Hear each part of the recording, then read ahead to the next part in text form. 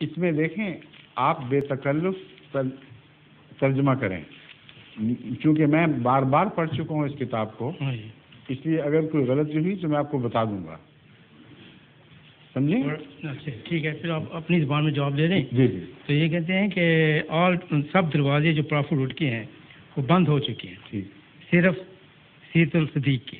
جی، اور اس کے بعد آگے جا کے مرزا صاحب فرماتے ہیں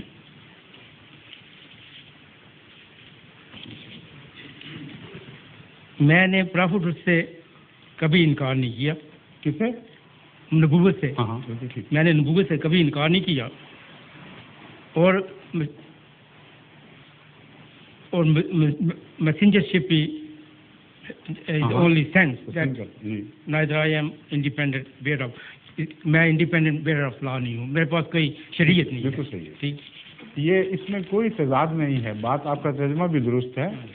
بات یہ ہے کہ اس وقت جو بحثیں اٹھ رہی تھیں جن کے جواب میں آپ نے غلط فہمی کا ازالہ کیا ہے، وہ اگر پس منظر آپ کو معلوم ہو جائے تو ان دو باتوں میں کوئی بھی تضاد کنٹرڈکشن نہیں ہے، سمجھ گئے؟ میں بتاتا ہوں۔ جو خاتم نبوت ہے وہ ایک بروز کی نشانی ہے۔ جی، کس کی؟ بروز ذلی بروز جیسے آپ اچھا، کہتے ہیں۔ ٹھیک ہے۔ محمد اور احمد برہان احمدیہ کے ایک کریکٹر، ایک سمجھیں کہ وہ کریکٹر سمجھیں کیا، اینڈ ویری بینگ، اور ایک قسم کے ہولی پرافٹ۔ ہاں میں آپ کو بتا دیتا ہوں، اب اس کو تھوڑی دیر چھوڑیے، یہ جو ترجمے ہیں اس کی بجائے براہ راست مجھ سے سمجھ لیں بات، سمجھ گئے؟ اس کتاب سے متعلق جماعت احمدیہ کے درمیان ہی غیر مباین ان احمدیوں کے درمیان جو خلافت سے وابستہ نہیں ہیں، اور ان احمدیوں کے درمیان جو خلافت سے وابستہ ہیں، بہت بحثیں اٹھ چکی ہیں۔ اس لیے جو آپ سوال آپ نے کرنا ہے اس کے تمام پہلو مجھ پہ خوب روشن ہیں، میں آپ کی تسلی کرا دیتا ہوں کہ آپ کیا کہنا چاہتے ہیں، اور کسی پہلو سے بھی آپ کے کلام میں کوئی تضاد نہیں ہے۔ حضرت مسیح موعود علیہ السلام پر اس زمانے کے علماء نے بسا اوقات بڑی شدت سے اعتراض کیا کہ آپ نے آزاد نبوت کا دعویٰ کیا ہے، اور اس کے لیے اصطلاح استعمال کرتے تھے مستقل نبوت کا، اور حضرت مسیح موعود علیہ السلام نے ہر جگہ بڑی شدت سے مستقل نبوت کو گمراہی قرار دیا، ہر دعوے دار کو گمراہ قرار دیا۔ فرمایا کہ حضرت محمد رسول اللہ کی خاتمیت کے بعد کسی مستقل نبوت کا کوئی سوال ہی پیدا نہیں ہوتا، اگر ہے تو بروز جس کی بات کر رہے ہیں بروزی نبوت ہے، اور اسی بروز کا جواب میں نے سورہ جمعہ کے حوالے سے دے دیا ہے پہلے ہی آپ کو۔ بروز کہتے ہیں کسی اور کے تابع ہو کر اس کے دائرہ اطاعت میں کوئی آئے، اور یہ صوفیانہ اصطلاح ہے۔ مراد یہ ہوتی ہے، آج کل تو لوگ ان اصطلاحوں کے واقف نہیں، مگر اس زمانے میں علماء میں یہ بہت چلا کرتی تھیں۔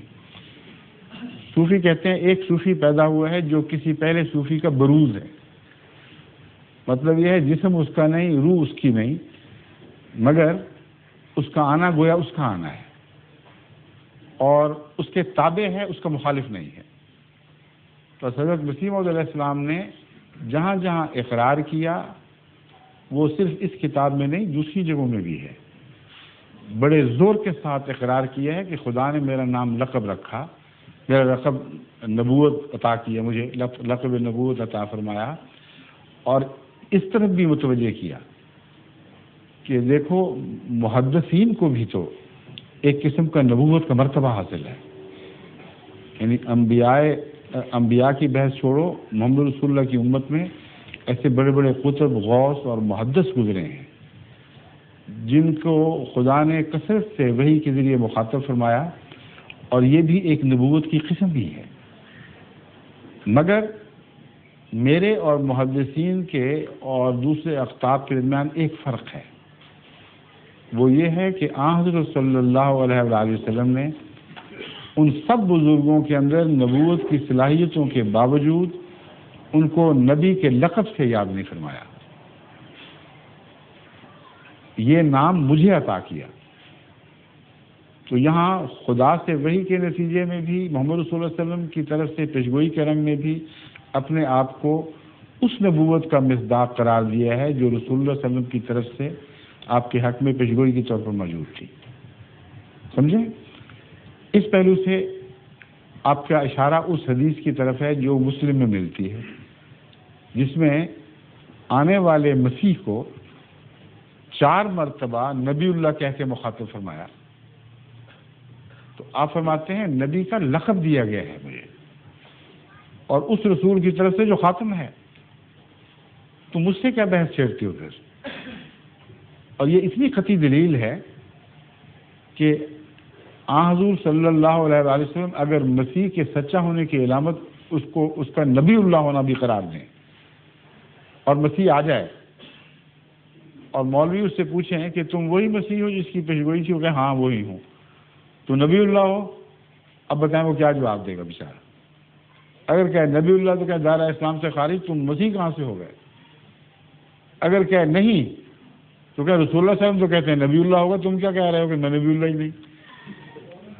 تو سوچنے کی بات ہے کہ اپنے ذہنوں کے تضاد اور جھگڑوں کو رسول اللہ صلی اللہ علیہ وسلم کی طرف منسوب کرتے ہیں تو فتنہ پیدا ہوتا ہے۔ یہ ایمان لازم ہونا چاہیے، یہ رجحان قطعی ہے جو کبھی بھی غلطی نہیں کرنے دے گا کہ حضور صلی اللہ علیہ وآلہ وسلم نے جن معنوں میں بھی آنے والے مسیح کو نبی کہا ہے، ان معنوں میں وہ ضرور نبی ہے، آپ بہتر جانتے ہیں۔ بس ہر ان معنوں میں جن میں مسیح رسول اللہ صلی اللہ علیہ وسلم نے انکار فرمایا ہے نبی کا، آپ نے ہر ان معنوں میں خود اپنی نبوت کا انکار کیا۔ ہر ان معنوں میں جن میں آپ نے اقرار فرمایا رسول اللہ صلی اللہ علیہ وسلم نے کہ نبی آئے گا، ان ہر معنوں میں قبول کر لیا۔ تو تضاد تو صرف سوچنے والے کی سوچ کا تضاد ہے۔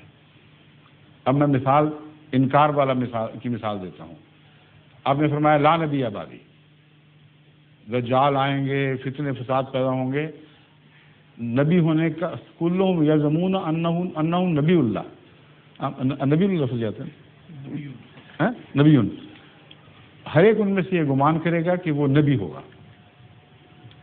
ولا نبی بعدی، میرے بعد کوئی نبی نہیں ہے۔ کتنی قطعی حدیث ہے۔ کن معنوں میں کوئی نبی نہیں؟ بات کا کیا معنی ہے؟ جب اس بات پر آتے ہیں تو پرانے علماء جنہوں نے نہ نبوت کا دعویٰ کیا نہ وہم و گمان تھا، انہوں نے یہاں لفظ بات کا یہ معنی کیا، یہاں بات سے مراد میرے مخالف، مجھ سے ہٹ کر کوئی نبی نہیں ہوگا، میرے دائرہ غلامی سے باہر کوئی نبی نہیں ہوگا۔ اب بات کا یہ معنی انہوں نے قرآن سے ثابت کیا۔ وہ کہتے ہیں دیکھو قرآن کریم میں اللہ تعالیٰ فرماتا ہے فَبِأَيِّ حَدِيثٍ بَعْدَ اللَّهِ وَآيَاتِهِ يُؤْمِنُونَ، یہ لوگ اللہ کے بعد اور اس کے نشانات کے بعد پھر کس کی بات مانیں گے؟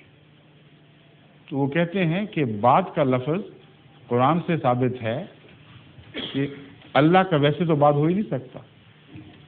مخالفت کے معنوں میں عربی میں مسلم، قرآن میں مسلم، اس لیے اس کا یہ معنی کیا جائے تو تمام تضادات اٹھ جاتے ہیں، اس لیے اہل علم علماء پہلے یہ بات چھیڑ چکے ہیں، ورنہ حدیث مسلم والی حدیث سے تضاد ہو جائے گا۔ ایک جگہ فرمایا کوئی نبی نہیں، ایک جگہ فرمایا مسیح نبی ہوگا، لیکن اس کے علاوہ بھی اس کا جواب موجود ہے۔ وہ اس طرح کہ حضور اکرم صلی اللہ علیہ وآلہ وسلم نے جب لا نبی آبادی فرمایا تو ملا علی قاری کے نزدیک تو یہ معنی ہیں جو میں نے بیان کیے کہ آپ سے ہٹ کر، آپ کے دائرے سے باہر، آپ کا مخالف کوئی نبی نہیں آ سکتا، ناممکن ہے۔ بڑا معقول معنی ہے، مگر اس کے علاوہ زمانے کی تعیین کرنے والے بھی معنی خود حضور نے فرمائے ہیں۔ جس مسیح کو نبی اللہ فرمایا اسی کا ذکر کرتے ہوئے فرمایا لیسا نبی بینی و بینہ،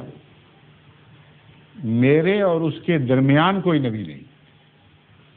جہاں بات کا زمانہ طے ہو گیا کہ بات قیامت تک کا بعد ہے یا کسی خاص رونما ہونے والے واقعہ تک کا بعد ہے، تو فرمایا اسی شخص کا حوالہ دیا۔ دیکھیں کوئی بھی تضاد نہیں حضور کی حدیث میں، اسی نام کا حوالہ دیا جس کے مطلب نبی اللہ کہہ چکے ہیں کہ دیکھو میرے اور اس کے درمیان کوئی نبی نہیں ہوگا. اس کے درمیان متنبی ہوں گے، دعوے دار ہوں گے، لیکن ان میں سے کوئی بھی نبی نہیں ہوگا. وہ سمجھے گا کہ وہ نبی ہے. تو جب رسول اللہ صلی اللہ علیہ وآلہ وسلم خود کھول چکے ہیں ان باتوں کو، تو حضرت مسیح موعود علیہ السلام جہاں انکار کرتے ہیں وہاں بات کے ان معنوں میں انکار کرتے ہیں کہ حضور اکرم کی شریعت آپ کی غلامی سے باہر، اس آیت کے تابع جس میں اطاعت کو انعام کی شرط قرار دیا گیا ہے، اس سے باہر جن معنوں میں بھی تم سمجھتے ہو کہ میں نے دعویٰ کیا جھوٹا ہے.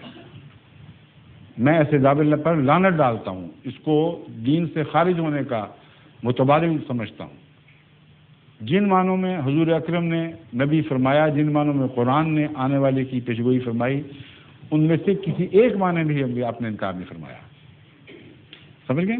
شکریہ. ظہور مہدی آخر